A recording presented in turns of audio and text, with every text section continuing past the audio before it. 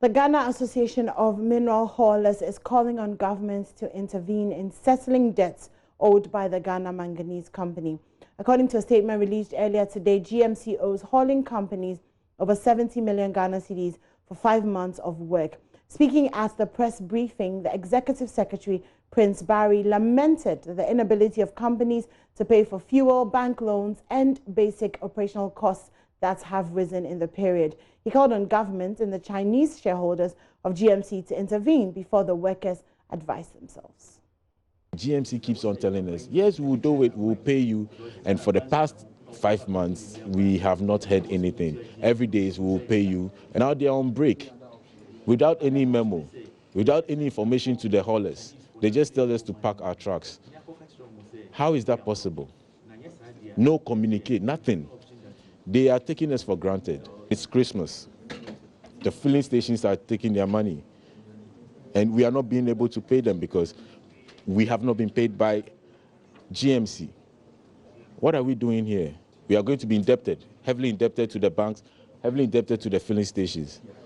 And this is a huge crisis for we, the haulers. Sent out petitions to the Ghana Minerals Commission, who is supposed to be the regulatory body on this issue, and then lands and natural resources. So we are hoping to hear from them soon. We really need the Chinese community and the Chinese government to look at this situation and help us solve it immediately. GMC is a Chinese company with 10% government interest.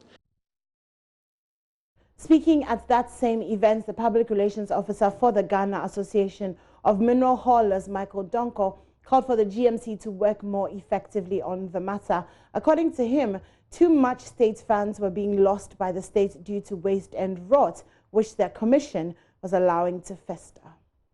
Let Ghana Minerals Commission work properly to regulate its activities properly, to make sure that the checks and balances in terms of haulage in the country are properly done, because there's a lot of waste and rot.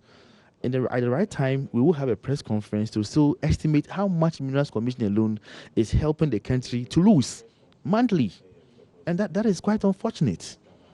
The Ghanaian government will definitely have to work through Minerals Commission and Ministry of Lands and Natural Resources, because they are parent or mother organization. We want them to impress upon them to regulate things properly for our funds, our money, to be released to us. Simple, because we were not there when they started the negotiation with the Chinese government. But we have come in as local content. And by law, the local content respects that we are also honored or receive a reward. So where is our reward then for 5 months?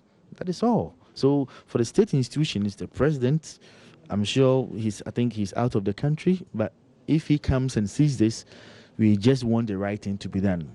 We are just seeking that they intervene for our monies to be paid to us.